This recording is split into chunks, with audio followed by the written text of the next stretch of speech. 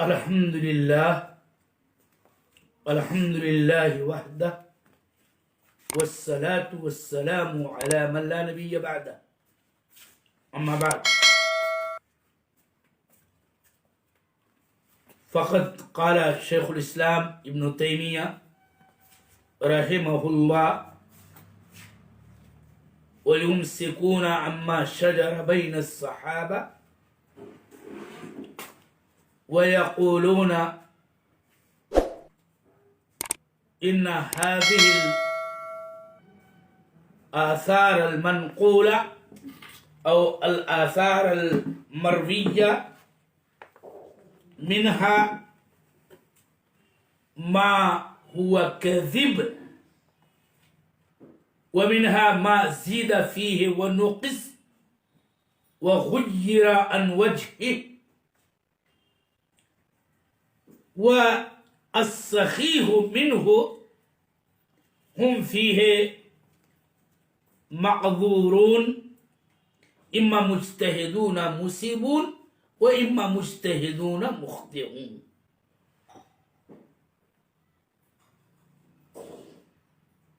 اس عبارت کی ترجمانی اس سے قبل کے درس میں کی جا چکی ہے، موضوع بتایا جا چکا ہے، مکرر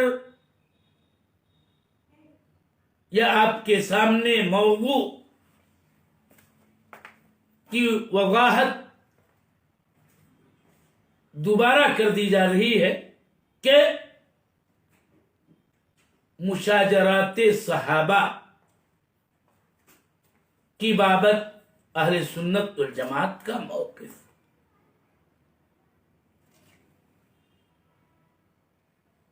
اس موقف کو اور اہل سنت والجماعہ کے اصول کو شیخ الاسلام ابن تیمیہ نے بڑی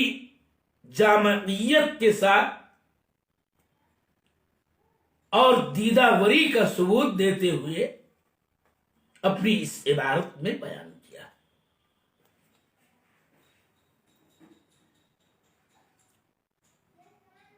اس کی مختصر توضیح آپ کے سامنے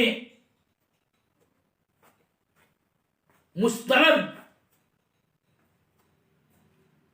علماء اور عقیدہ واسطیہ کے شارحین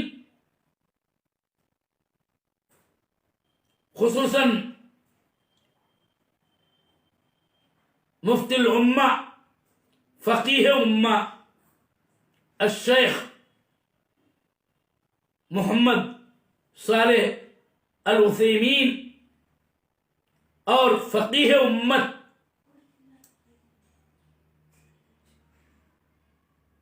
شیخ صالح عبدالعزیز آل الشیخ کی شرح کی روشنی میں پیش کرنے کی میں جرات کر رہا ہوں.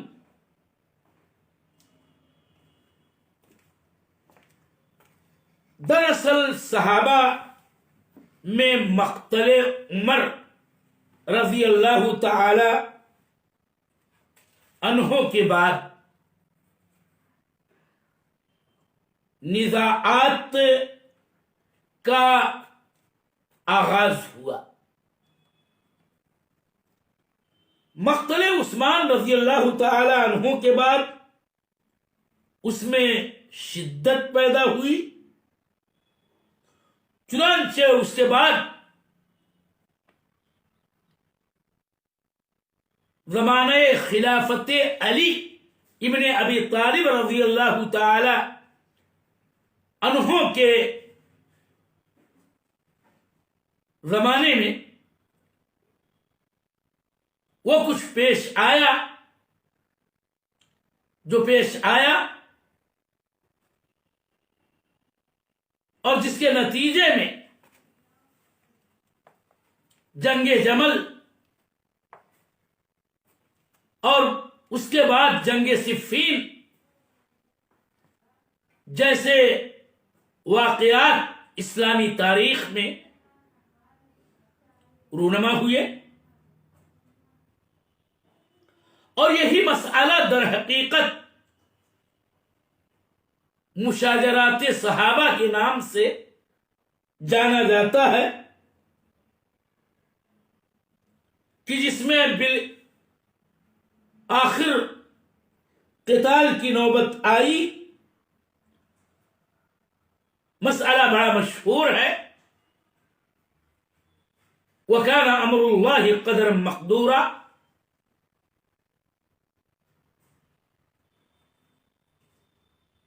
لیکن جو کچھ پیش آیا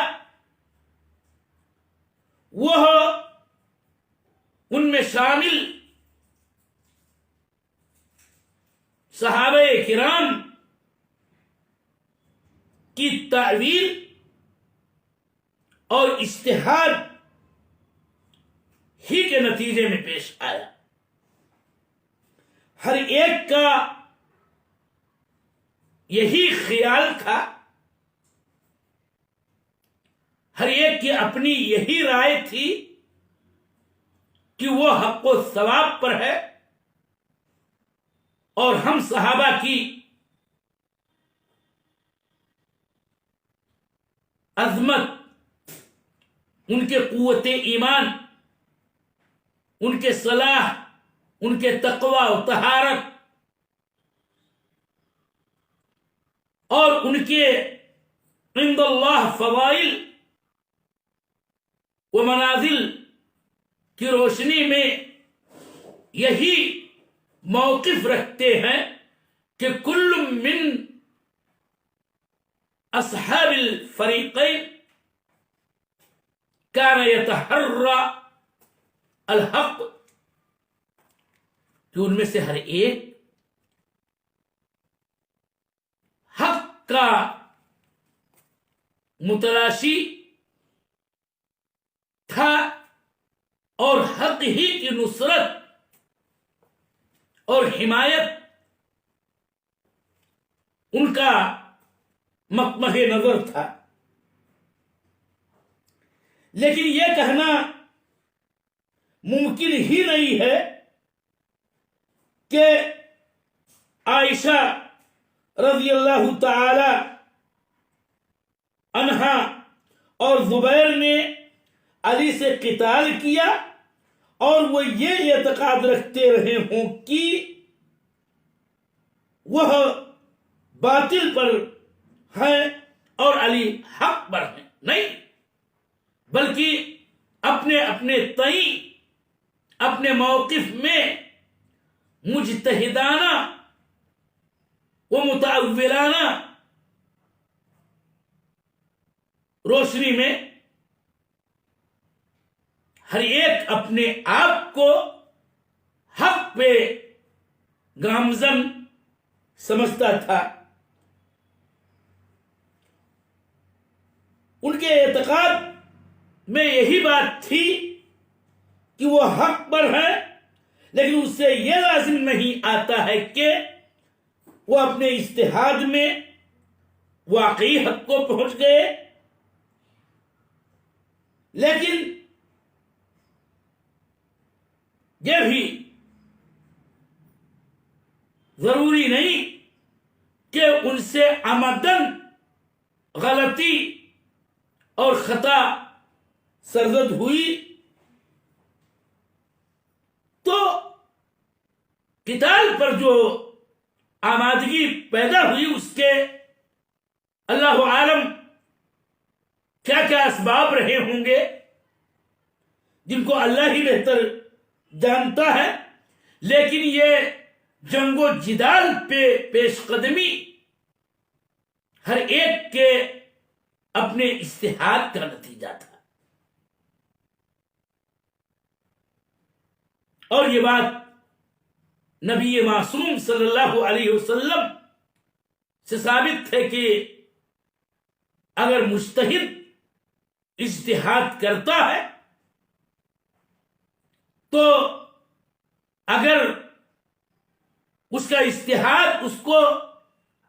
ثواب تک لے جاتا ہے اور وہ درستی پا لیتا ہے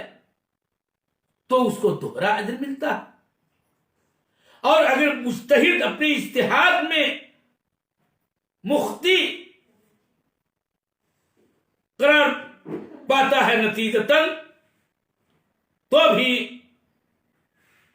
اللہ تعالی اسے ایک اجر سے نوازتا ہے. بہرحال جو کچھ پیش آیا اس بابت ہمارا موقف کیا ہونا چاہیے؟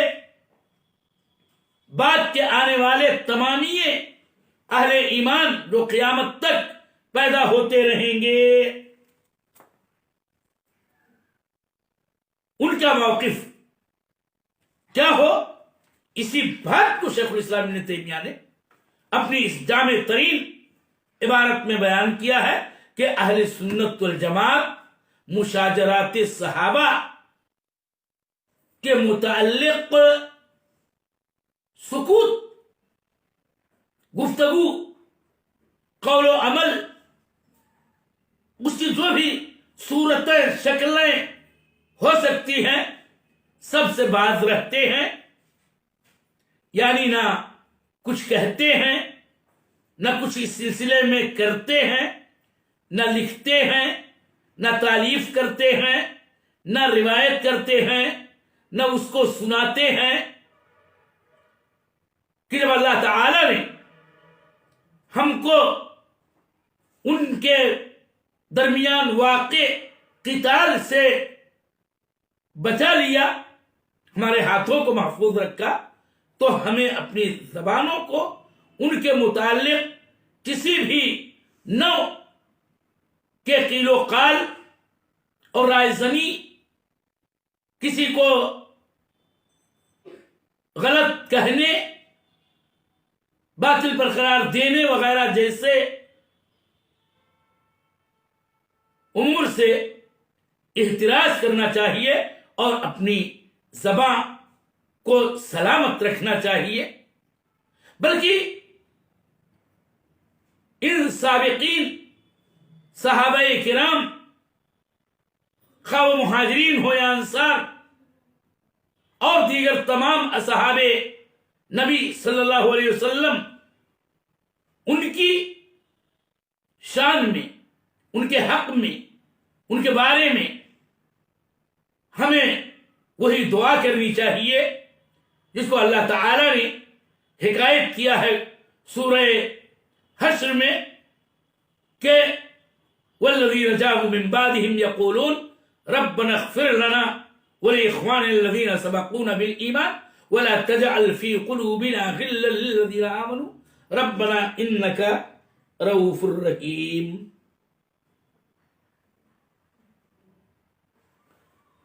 اور اس سلسلے میں ایک بات یہ کہ مشاجرات صحابہ کی جو مرویات تاریخ کے اندر موجود ہیں، جو آثار و اخبار منقول ہوئے ہیں، شیخ الاسلام ابن تیمیہ نے جیسا کہ یہاں ذکر کیا، اور وہ اہل سنت والجماعت کا نمائندہ موقف ہے کہ ان آثار مرویہ کے سلسلے میں یوں دیدہ وری کا ثبوت دیتے ہوئے کہتے ہیں کہ یہ مرویات تین طرح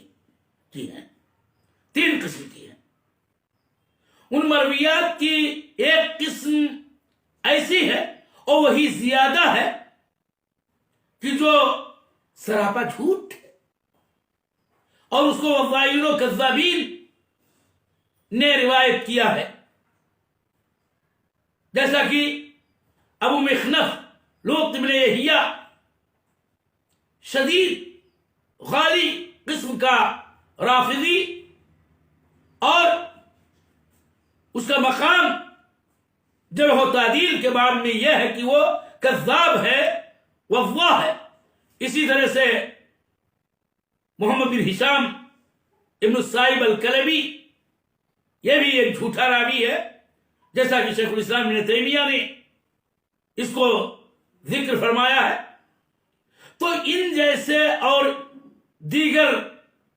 کذابین کی مرویات ہیں اس بابت،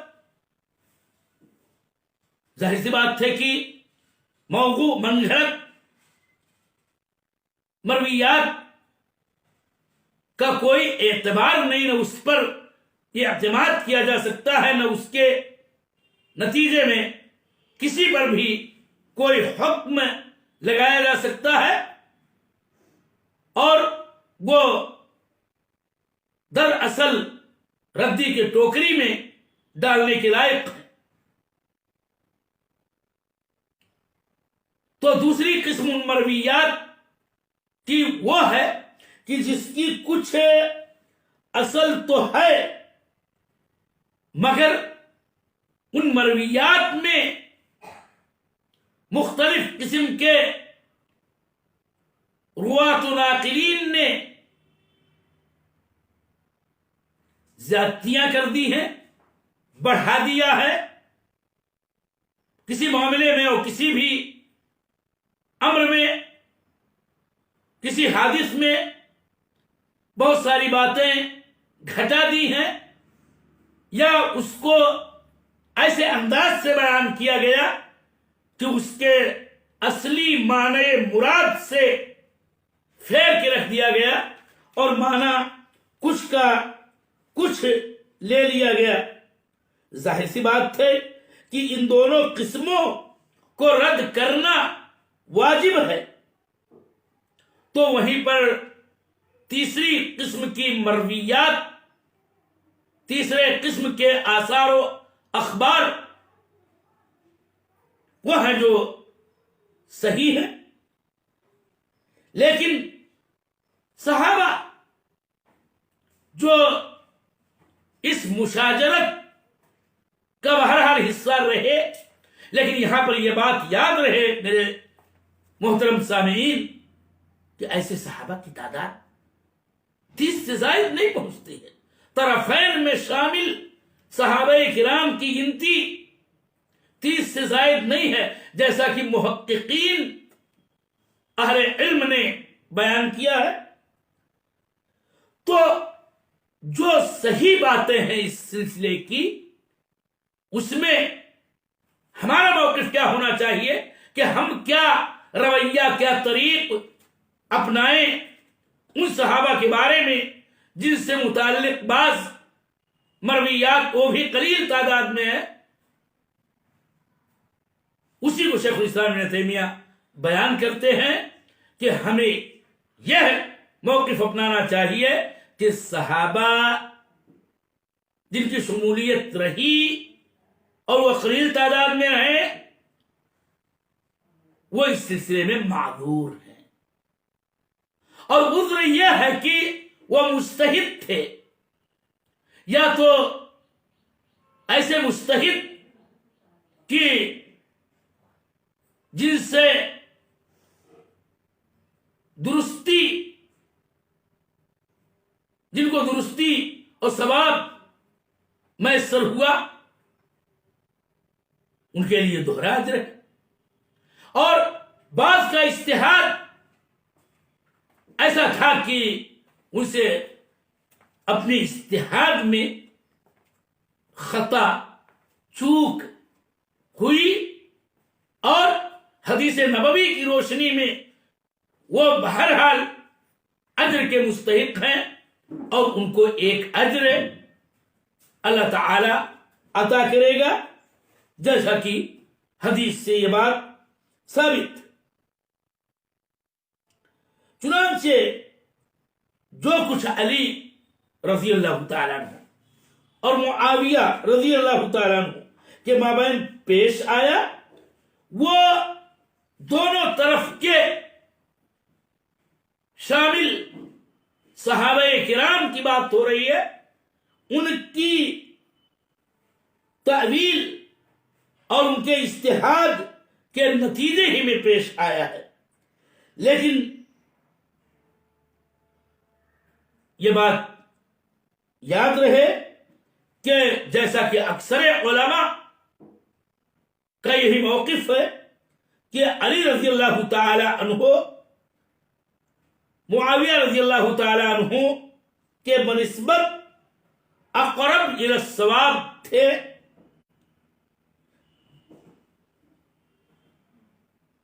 اور اس کی دلیل بعض لوگ حدیث عمار کی روشنی میں پیش کرتے ہیں کہ آپ صلی اللہ علیہ وسلم نے فرمایا تھا وہی ہے عمار، وہی عمار تقتلہ الفئۃ الباغیہ، اور عمار رضی اللہ تعالی عنہ یا علی رضی اللہ تعالی عنہ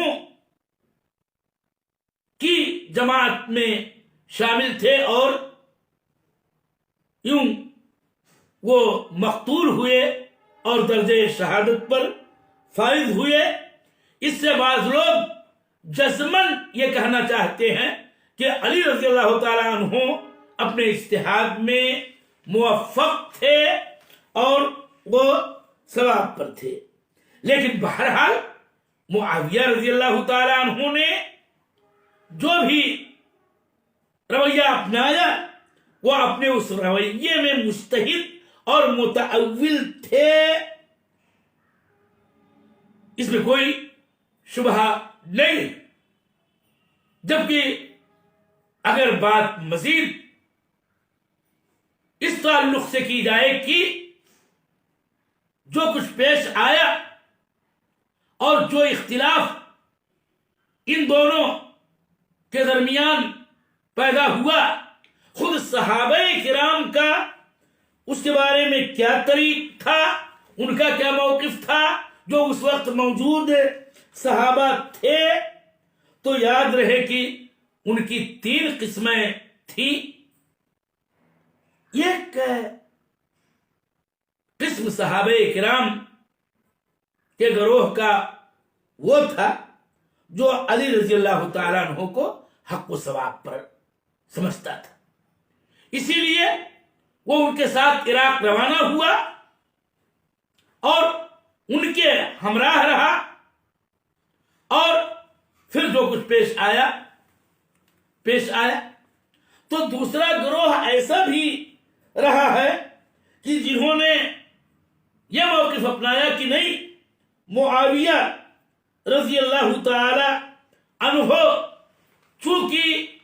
وہ عثمان غنی رضی اللہ تعالیٰ عنہ کے ولی اقرب تھے اور عثمان مظلوماً قتل کیے گئے تھے اور یہ مرتبہ شہادت پر فائز ہوئے تھے، لہذا وہ اپنے مطالبہ قصاص دم عثمان میں حق بجانب تھے، اور یہی ان کے علی رضی اللہ تعالیٰ عنہ کے ہاتھوں پر ان کی خلافت کی بیعت کے سلسلے میں تاخیر کا سبب تھا۔ اور آیت کریمہ کی روشنی میں تو عبداللہ ابن عباس نے یہ مسئلہ مستنبط کیا ہے کہ ولایت علی کی طرف جانے والی تھی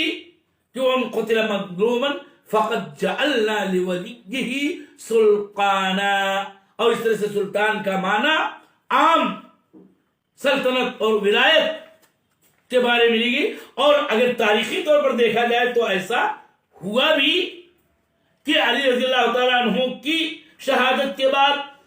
زمانے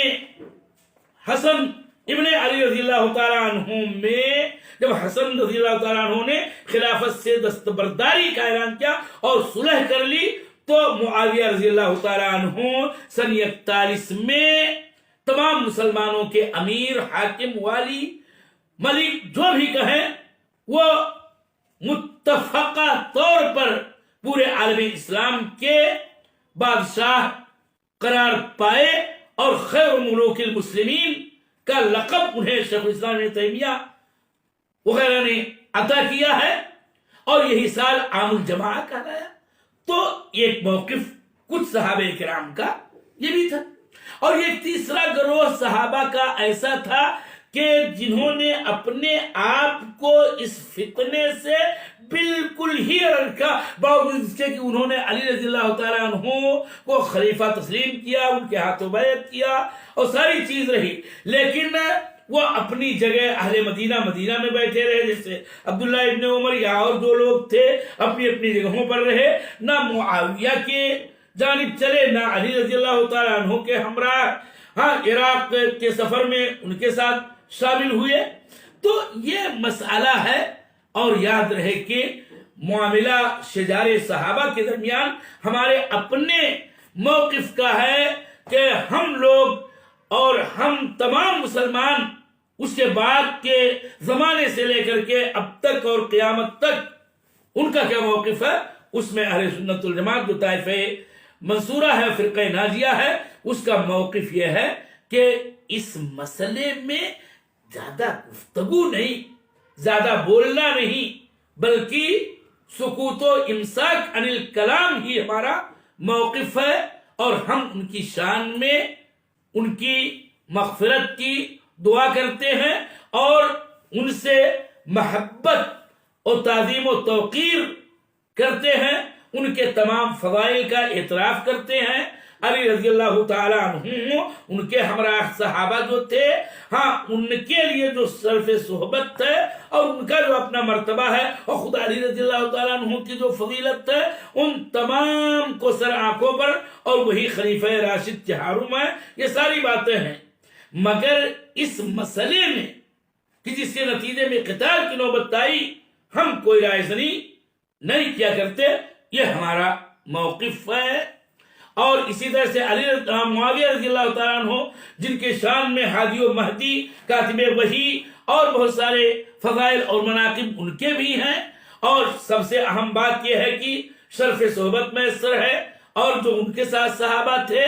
لہذا ان کے مراتب اور ان کے فضائل کا ہم مکمل طور پر اعتراف کرتے ہیں، اور اسی کی بنیاد پر ان سے محبت و موالات رکھتے ہیں، اور پھر اس مسئلے میں ان کے بارے میں بھی کوئی رائے زنی نہیں کرتے ہیں کہ کسی بھی دونوں فریقوں میں سے کسی کو بھی کوئی ایسا کلمہ ان کی شان میں استعمال کریں کہ جس سے اذیت کا، ان کو تکلیف دینے کا کوئی پہلو نکلتا ہو، ہرگز نہیں۔ اور رہی بات تاریخی روایات کی، تو اس سلسلے میں ملخص طور پر معاملے کو ذکر کیا گیا کہ سوال یہ ہے کہ تاریخ کی مرویات کے اپنے جو مراتب ہیں اس کا بھی ہمیں لحاظ کرنا ضروری ہے، اور صحیح جو حصہ ہے تاریخ کی روایات و آثار کا، اس سلسلے میں ہمیں اتنا کہنا ہے، اور یہ کہنا بالکل صحیح اور درست ہے کہ وہ مجتہد تھے، اور ان میں سے بعض سے چوک ہو سکتی ہے، لیکن اس سلسلے میں وہ معذور ہیں اور ماجور ہیں۔ یہ ہمارا موقف ہے۔ اللہ تعالی ہمیں مشاجرات صحابہ کے بارے میں جو اہل سنت والجماعت کا معتدل اور درست موقف ہے، اس کو اپنانے کی توفیق دے۔ ہم تمام صحابہ کرام کے حقوق کا پاس و ادب رکھتے ہیں، اور ان میں سے ہر ایک کے بابت یہی کلمہ کہتے ہیں کہ اللہم اغفر لنا ولی اخوان اللہ